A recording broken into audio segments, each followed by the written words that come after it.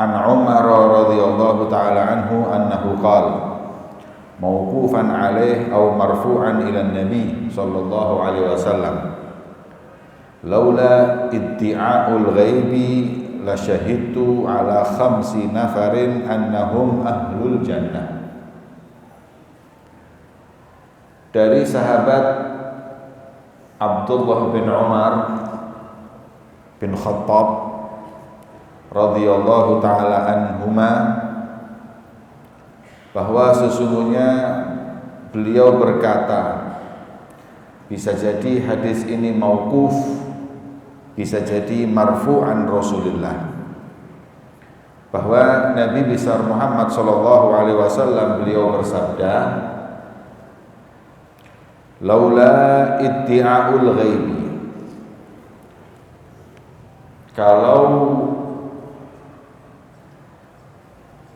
bukan ngaku-ngaku mengerti barang yang gaib. Gaib itu sesuatu yang belum terjadi. Niscaya aku bersaksi bahwa 5 orang ini, 5 golongan ini adalah mereka semuanya penghuni surga. Karena Nabi tidak akan pernah mengatakan ini orang ahli surga, orang neraka, karena itu barang gaib, kecuali wahyu dari Allah. Kalau enggak wahyu dari Allah, Nabi tidak akan mengatakan ini penghuni surga, ini penghuni neraka. Tapi kalau wahyu dari Allah, Nabi menyebutkannya, seperti Bilal, suara terompanya sudah didengar oleh Rasulullah di surga. Seperti Ukasyah, termasuk golongan orang-orang yang masuk surga nggak pakai hisab. Tapi selain itu Nabi nggak akan mengatakan penghuni surga. Berarti kalau mau mengatakan ini penghuni surga dan neraka, niscaya Nabi mengatakan 5 golongan ini pasti penghuni surga. Siapa? 5 golongan yang dikatakan Nabi insya Allah penghuni surga. Yang pertama, al-faqiru sahibul iyal, orang miskin anaknya banyak. Ulama mengatakan yang dimaksud orang miskin anaknya banyak yang mendapat keutamaan dengan 2 syarat. Yang pertama, sabar. Sabar, nggak pernah mengeluh kepada siapapun akan kemiskinannya. Kalau yang nggak sabar, ngeluh sana ngeluh sini, itu bukan yang disebut keutamaan orang miskin penghuni surga. Jadi orang miskin yang punya keutamaan itu miskin yang sabar, nggak pernah mengeluh. Kalau orang Jawa bilang mboten nate ngresulo. Sabar, nerima, ridho dengan kemiskinan itu. 1. Kedua, ta'affuf, menjaga harga dirinya. Walaupun miskin nggak pernah ngemis. Walaupun miskin tidak pernah minta, nggak pernah menunjukkan kalau dia miskin.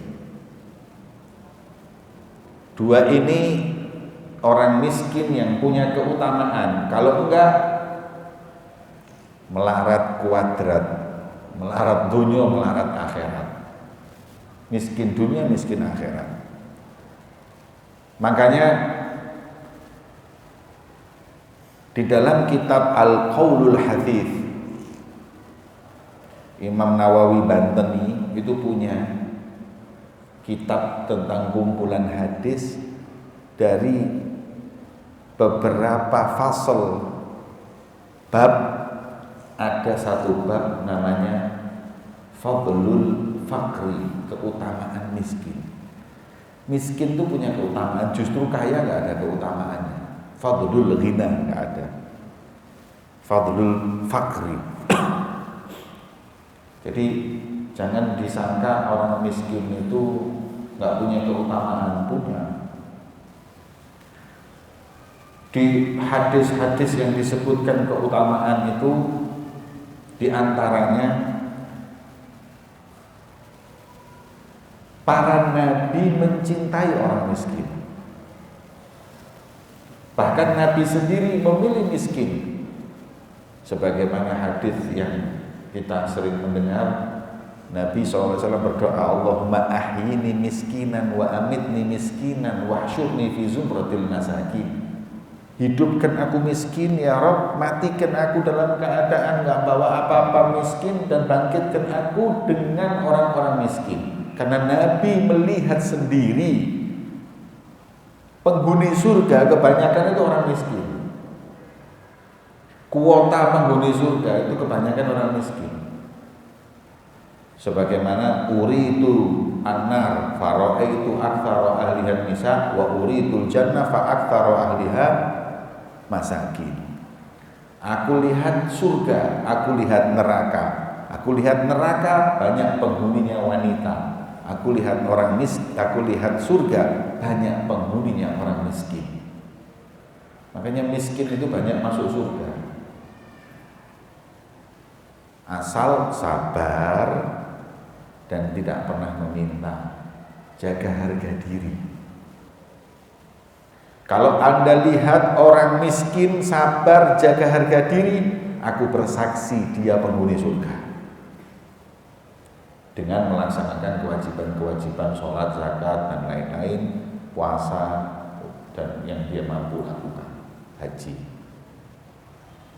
Itu pertama. Jadi orang miskin itu jangan diremehkan. Bahkan min akhlaqil anbiya hubbul masakin wa min akhlaqil fara'ina bughdul masakin. Hadis.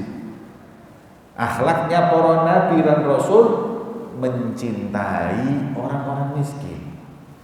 Akhlaknya Fir'aun membenci orang miskin. Makanya ulama itu mesti bangga dekat dengan orang miskin, punya tamu orang miskin. Jangan bangga dekat dengan pejabat atau orang kaya. Kadang kita kalau jadi ulama, kalau tamunya pejabat, jenderal, bangga. Kalau tamunya orang miskin, saya tidak mulia pun. Seteko gak bawa beras, dan sejarah membuktikan orang hebat itu orang yang cinta orang miskin. Walaupun non-muslim, Nabi Muhammad kita tahu sendiri dari awal perjuangannya yang bantu orang miskin semua, du'afa, para orang-orang lemah. Selanjutnya semua gitu. Di Buddha yang disanjung-sanjung oleh umat Buddha, sapa jenenge? Sing gundul kuning. Sapa? Dia disuruh aku jenenge sapa?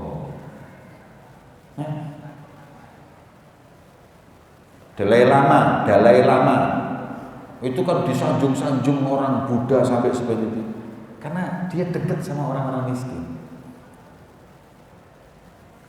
Di Kristen Bunda Teresa yang disanjung-sanjung sama orang Kristen, apa yang dilakukan? Berkhidmat kepada orang miskin, disanjung, mengukir sejarah.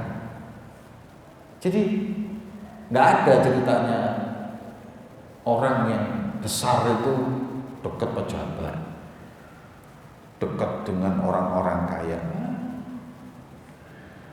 Memang enak dekat pejabat sama orang kaya itu enak. Nek wong sugih kecipratan duwike, nek wong pejabat kecipratan proyeke. Tapi tidak akan mengukir sejarah untuk kehidupannya. Biasa aja mati wis. Tapi yang cinta para habaib itu ya begitu, yang dekat sama orang miskin di bawah, disanjung, meninggal pun tetap dihauli semua karena dulu waktu hidup senang sama orang miskin. Makanya Jangan pernah merendahkan orang miskin, dan jangan pernah nggak rela ketika dipilih oleh Allah menjadi orang miskin, karena kita kalau miskin itu berarti peluang masuk surganya besar. Diterima aja, asal jangan miskin akhirat juga. Terus melarat masjid gak tahu, togel istiqomah.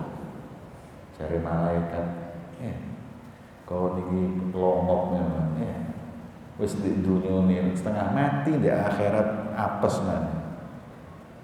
Wis melarat gak tahu Jumatan, wis melarat duit pas-pasan, tulinan apa itu? Sing ono cicine lho.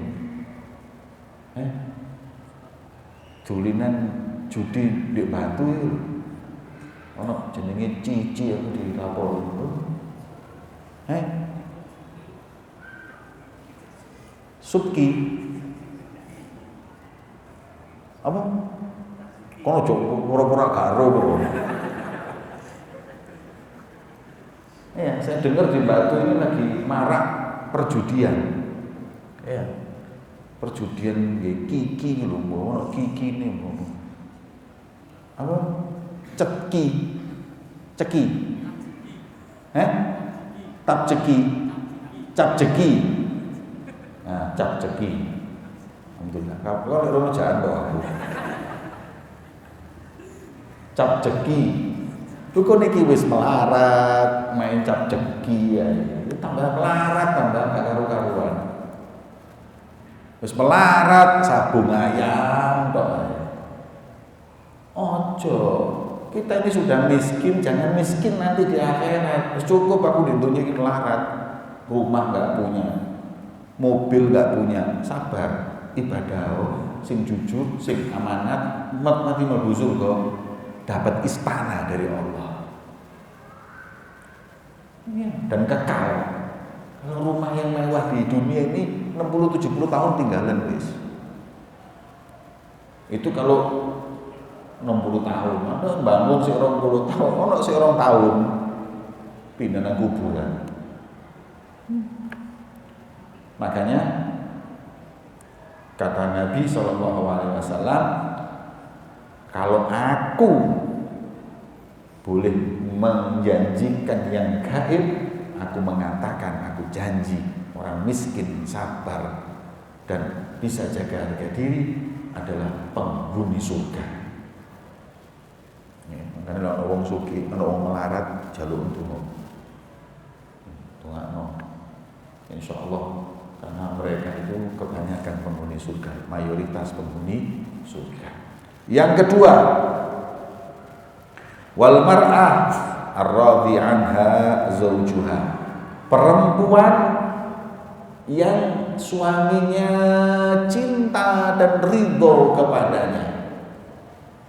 Berarti ini perempuan solehah, gak pernah ngeluh kepada suaminya, rela dengan apa yang diberikan suaminya, gak pernah menekan, marah, mengeraskan suaranya depan suaminya. Ini kalau ada perempuan seperti itu, stempelan surga. Apalagi kalau ada perempuan yang mengizinkan suaminya nikah lagi, wis surga gak dihisab itu. Tapi kenyataannya gak ono. Masih punya ya gak ono, apa meneh biasa. Jadi perempuan yang suaminya ridho itu berarti perempuan soleha, akhlaknya baik, nggak pernah nuntut apapun kepada suaminya, nerima. Itu adalah istri yang soleha, ahli ibadah. Makanya dalam hadis disebutkan ayyuma imra'atin matat wa zawjuha anha radin dakhalatil jannah. Perempuan manapun yang mati, meninggal dunia dalam keadaan suaminya ridho kepadanya, maka insya Allah penghuni surga. Saya kalau lihat ada sebagian orang ketika kayak Pak SBY Susilo Bambang Yudhoyono, istrinya meninggal, susah dia, susah kayak ceritanya sampai sakit, sampai ini kepikiran. Biasanya yang seperti itu tuh istri soleha. Habibie ditinggal mati Ainun, langsung loro-loro. Berarti Ainun ini insyaallah penghuni surga. Beda bekor. Dulu mati, sebab tunggal cepet mati. Kok gak ngantek-ngantek sujudku. Gowanya. Makanya kalau mau tahu perempuan ini penghuni surga atau tidak, lihatlah wajah suaminya ketika mati. Ketika istrinya meninggal, lihat wajah suami. Kalau wajahnya suaminya nangis, insyaallah aku surga. Nek mesam-mesem rokok dia. Biasanya wong mati innalillah, niki mboten alhamdulillah selesai sudah penderitaannya.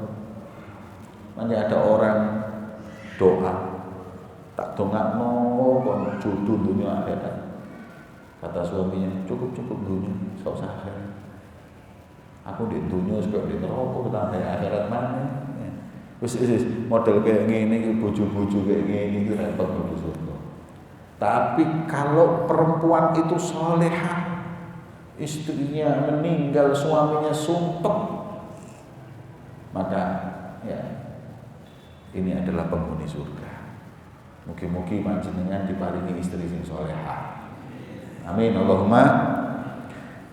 Tapi punya istri yang ganyang, judes juga mesti disyukuri. Sebab kita itu nggak punya cobaan ya, kecuali kadang ya datangnya dari istri tadi itu. Kalau istri solehah ya urip memang enak. Tapi kadang kita ini sembahyang pas-pasan, poso pas-pasan. Untuk mengangkat derajat pas-pasan ini dikei Gusti Allah bojo sing rada nganyang supaya makomnya cepat munggah. Jadi kalau punya istri rada nganyang wis syukuron wae. Mungkin itulah sebab Anda diangkat derajat oleh Allah. Ya. Kayak ada seorang wali namanya Bajal Haban. Bajal Haban ini wali min auliyaillah. Ujiannya di istrinya. Waduh, cukup desing ampun. Dan dia sabar, nggak pernah marah kepada istrinya. Wes, gara-gara saking sabarnya sama istrinya, makomnya diangkat sama Allah sampai jadi wali min auliyaillah. Hingga pernah suatu saat masuk ke gua. Di gua itu ada para aulia yang lagi tirakatan, uzlah. Dan mereka ketika Bajal Haban itu masuk, kumpul bersama mereka, mendengar bahwa para wali-wali tadi ini mendekatkan dirinya kepada Allah, tawasulnya dengan Bajal Haban. Bajal Haban ini bingung, kenapa tawasul? Karena kami sudah istikharah meminta isyarat kepada Allah bahwa wali di zaman ini, di saat ini, di tempat ini yang paling tinggi kedudukannya adalah Bajal Haban, karena dia sabar atas ujian istrinya. Mugi-mugi dari Bajal Haban kabeh sampeyan. Nek kon ngomong amin berarti mugi-mugi bojo bunganya berarti. Kemudian yang ketiga, wal mutasaddiqatu bi mahriha ala zaujiha, masih seorang wanita. Wanita yang solehah yang nomor 3 adalah wanita yang dia serahkan mahar pernikahannya kepada suaminya, dikasih mahar dikembalikan. Padahal itu haknya, miliknya, dimakan, dipakai haknya. Tapi ini disedekahkan kepada suaminya, menunjukkan ini perempuan bukan perempuan matre. Makanya kalau ada perempuan minta mahar yang besar, minta pinangan yang besar, itu justru nggak ada berkahnya perempuan seperti itu. Makanya kata Rasulullah, abrokuhunna, paling berkahnya perempuan, aqalluhunna mahar, paling sedikitnya mahar. Jadi perempuan-perempuan yang menikahinya nggak repot itu berkah. Tapi kalau perempuan mau nikahinya harus punya uang sekian, maharnya 100 juta, rumah 1, mobil, pembantu dan lain-lain, tidak ada rapi aku. Perempuan kayak gini jangan dinikahi, gak ada berkahnya. Tapi cantik, biasanya sing ngene-ngene iki sing ayu. Pasti kan, masuk elek ya jalur itu. Ono wong wedok elek. Kalau mau nikah sama saya, mahar 1 miliar, mobil Mercy yang 2M, rumah di perumahan 5 miliar. Sampai mati aja rabi wong itu. Siapa dengan rabi? Sekak mungkin wong elek. Mesti yang minta mahar lebih itu yang cantik. Nah, yang cantik secantik apapun, kalau sudah nikah itu ada masanya. Suami melihat istri cantik itu setahun 2 tahun, selanjutnya sudah nggak lagi melihat fisik, tapi melihat akhlak, kecantikan yang abadi. Ya. Istri secantik apapun, 4-5 tahun, 6 tahun, suami pengen rabi mana? Melirik wanita yang lain, padahal istri ini sudah cantik, itu sudah tabiat manusia. Tapi kalau perempuan itu cantik, nurut, soleha, nah ini yang akhirnya membuat suami gak bisa memandang yang lain. Iku ayu pisan, tapi belum tentu sebaik istriku, belum tentu sesolehah istriku. Nah ini yang buat awet kecantikan. Ya. Makanya itu perempuan itu gak boleh matre. Kalau matre nggak barokah. Perempuan yang nggak matre, kata Rasulullah, penghuni surga. Yang keempat, warradhi anhu abawah, orang yang hidupnya di bawah naungan keridhaan kedua orang tuanya. Kata Rasulullah, kalau lihat orang yang bapak dan ibunya rela kepadanya, cinta kepadanya karena baktinya, karena akhlaknya, karena perhatiannya, karena birrul walidain, baktinya, patuhnya kepada orang tua, hingga orang tuanya ridho kepadanya, maka Anda penghuni surga. Ya. Jadi kalau mau lihat penghuni surga dan tidak lihat orang tuanya nggak pernah mengeluh akan anaknya, selalu memuji anaknya karena taatnya, karena baktinya, penghuni surga. Karena dosa yang paling besar setelah syirik sama Allah itu uququl walidain. Ya. Akbarul kabair, kata Rasulullah, paling besarnya dosa besar al-isyraku billah wa uququl walidain. Pertama syirik kepada Allah, yang kedua durhaka sama orang tua. Jadi orang kalau bakti sama orang tuanya, insya Allah penghuni surga. Cara bakti sama orang tua itu bagaimana? Pertama, jangan pernah ngomong tidak. Nggih, dalem, nggih, nggih. Jangan pernah ngomong tidak sama orang tua, kecuali ajakan maksiat kepada Allah baru. Lainnya nggih. Iya. Sudah jangan pernah ngomong tidak. Barokah dunia sampai akhirat. Kita lihat orang yang berhasil, sukses dalam pekerjaannya, kebanyakan mereka orang-orang yang bakti kepada orang tua. Kerjaannya sukses, hidupnya enak, jauh musibah dan bala. Karena apa? Doa orang tua, ridho orang tua. Dalam riwayat sejarah zaman Rasulullah itu pernah ada seorang laki-laki sahabat Nabi namanya Alqamah. Alqamah ini ahli ibadah, masjid istiqomah, jihad sama Nabi juga istiqomah. Tapi pas mau meninggal, lisannya terkunci dari kalimat dua syahadat. Tidak ngomong iso, lemangan yo, lagi yo, syahadat la ilaha illallah, tidak bisa. Sampai dilaporkan kepada Rasulullah, ya Rasulullah, sahabat Alqamah nggak bisa ngomong la ilaha illallah. Katanya Rasulullah, punya bapak atau ibu? Bapak sudah meninggal, ada ibu di desa. Sampaikan ke ibunya, saya datang ke sana Muhammad atau dia yang datang ke saya. Sahabat langsung datengin ibunya Alqamah. Rasulullah ingin bertemu dengan panjenengan.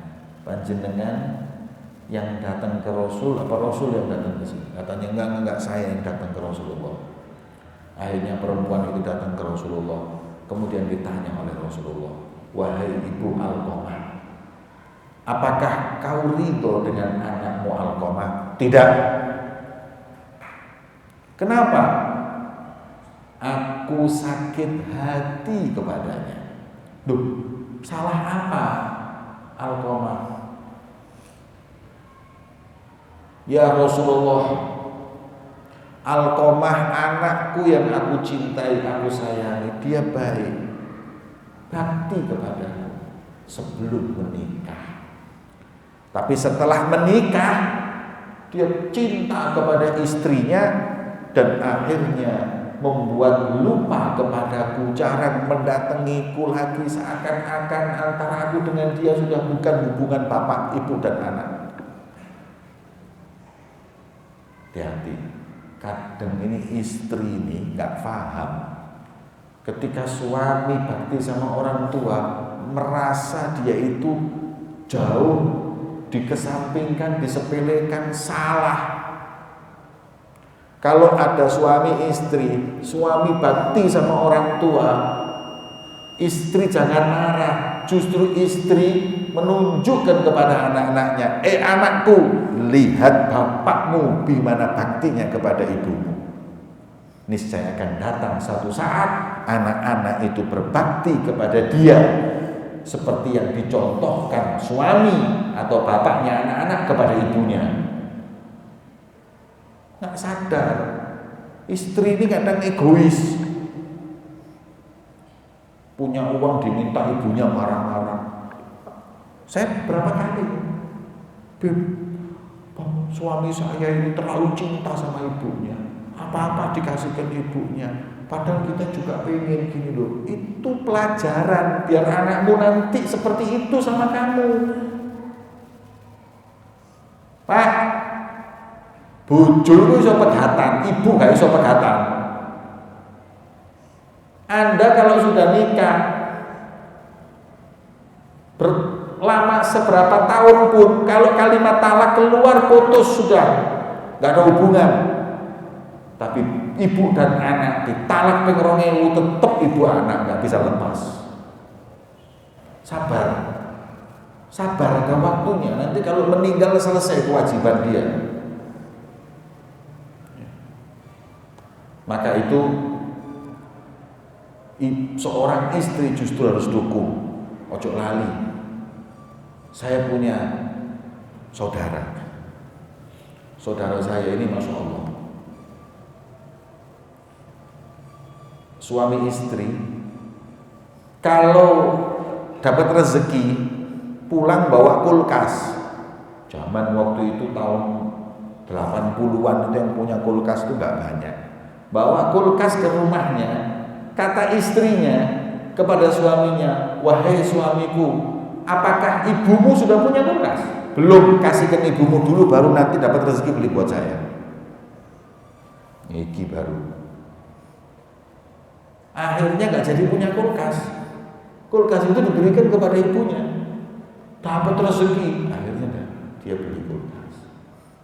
Ini mendukung. Dan betul punya anak, Masya Allah, baktinya sama ibunya. Karena lihat contoh bapaknya seperti itu. Maka itu Alqamah ini soleh, baik, dekat sama Rasulullah, kurang apa lagi? Bukan dekat sama wali, bukan sama kiai, bukan sama habib, sama Rasulullah. Terkunci lisannya dari kalimat la ilaha illallah gara-gara apa? Mendahulukan istrinya daripada ibunya.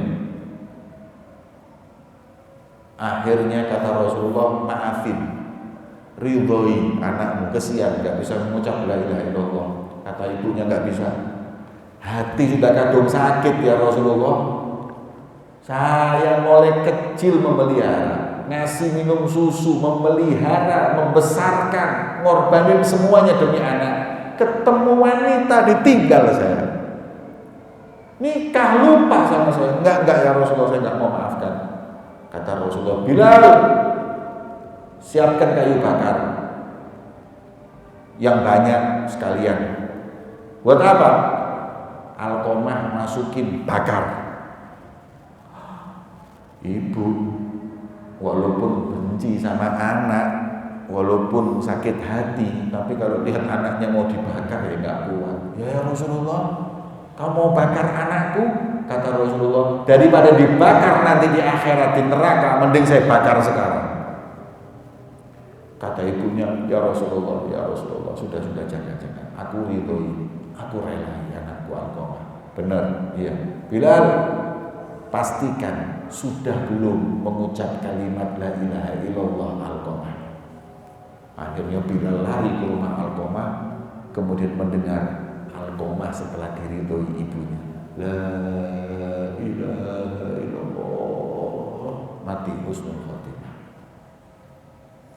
Balik Bilal, ya Rasulullah, nataqa Alqamah, sudah bisa Alqamah mengucapkan dua kalimat la ilaha illallah. Alhamdulillah. Seperti itu hadirin, ridhonya ibu dan bapak. Makanya kalau ada orang bakti sama orang tuanya rela, ridho, cinta kepadanya, capen, dan insya Allah surga begitu. Selain kewajiban sudah ditunaikan. Terakhir, wattaib minadzam, orang yang taubat dari maksiat.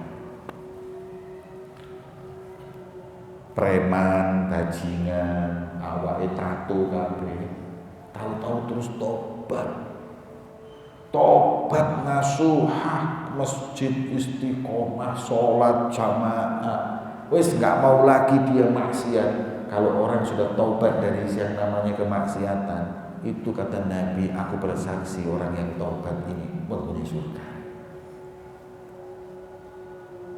Masya Allah.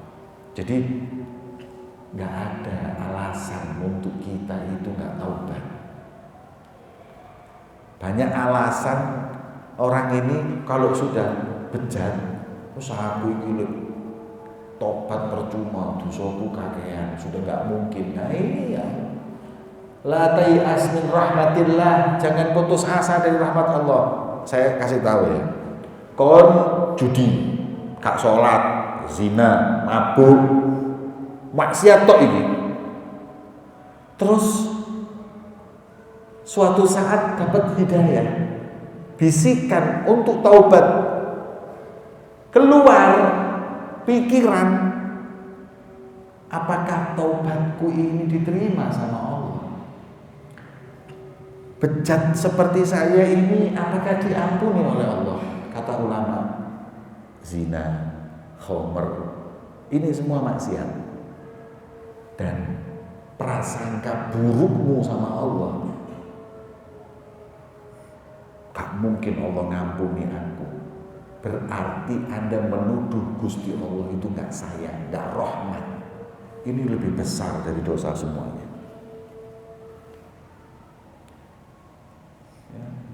Ya, nggak mungkin. Awal mursal wis nggak iso wis. Model-model rai wis nggak iso mlebu surga. Ini nuduh Gusti Allah medit. Gusti Allah jahat. Gusti Allah dendam. Tuduhan ini lebih besar dosanya. Makanya nggak ada alasan untuk kita tidak bertaubat, karena pintu taubat nggak pernah tertutup buat hamba malam yugharghir, selama belum sakaratul maut. Kalau sudah sakaratul maut sudah nggak ada jalan, terus kejar-kejar, ya Allah tobat, dijuluk malaikat itu. Kalau tobat-tobatan kan sampai mati ini tobat. Malam yugharghir, kayak Nabi Musa dan Nabi Harun dakwai Fir'aun, nggak mau. Akhirnya Fir'aun ngejar Musa dan Harun, tenggelam di laut. Ketika tenggelam di laut, kemasukan air laut, amantu bi Rabbi Musa wa Harun. Aku beriman dengan Tuhannya Nabi Musa dan Harun. Dari malaikat kaset, mati tetap Fir'aun dilaknat. Terus kaset kon karena sudah yugharghir, karena sudah sakaratul maut. Nah kita semua ini belum sakaratul maut, tobat masih bisa. Ada orang mau tobat malu, tatone saawak, nggak apa-apa, tobat. Terus gimana? Bisa dihilangi, alhamdulillah. Nggak bisa, nggak apa-apa. Allah nggak lihat gambaran, lihat hati. Ono wong awake gak ono tato nih, tapi hatine tato tok, tatune hasad, iri, dengki, sombong, tato tok ireng hatine. Ada orang badannya tatoan, tapi dia taubat, hatinya bersih, lebih afdal. Bukan saya mengizinkan orang tatoan, ya nggak boleh, tato itu dilaknat sama Allah, haram itu. Cuman kalau dia sudah kadung tatoan mau apa? Ada orang datang tatoan nang ini kiai. Apunten kiai kula badhe tobat. Tato saawak atau tobat maupun rokok ini. Ini kayak Rabbul Alamin ya. Ada video yang lagi nyebar guru saya. Berjumpa di Jakarta seorang pemuda tato kabeh sak kupinge tato tok. Sampai ketok merah ini tok. Jumpa, ketemu guru saya, dicium tangannya. Guru saya lihat ada orang tatoan, terus sama ulama seperti itu, cinta, dipeluk langsung. Mau bingung kabeh. Duh, beruntung. Yang lain nggak dipeluk, malah si tatoan. Apa orang anggapannya orang-orang soleh? Berarti ini orang taib minadam. Dia lagi nyesel atas perbuatannya yang lalu. Nggak apa-apa. Kalau yang lalu sudah berlalu, sekarang pintu tobat dibuka. Monggo tobat sama Allah. Tobat, jangan diundur-undur. Kita nggak tahu kapan sakaratul maut itu datang. Tobat sama Allah. Insya Allah pintu tobat dibuka kapanpun. Ya, selama kita bertobat kembali di jalan Allah. Banu Adam khotoun. Memang kita manusia ini banyak salah. Wa khairu khata'in at-tawwabun, sebaik-baiknya orang yang salah ada yang selalu bertaubat kembali kepada Allah Subhanahu wa taala. Ja'alana Allah wa iyyakum minat taibin. Semoga Allah jadikan kita semua orang-orang yang taubat dari maksiat kepada Allah hingga kita penghuni surga. Amin ya rabbal alamin. Wa sallallahu ala sayyidina Muhammadin wa ala alihi wasallam. Walhamdulillahi rabbil alamin. Sirul Fatihah.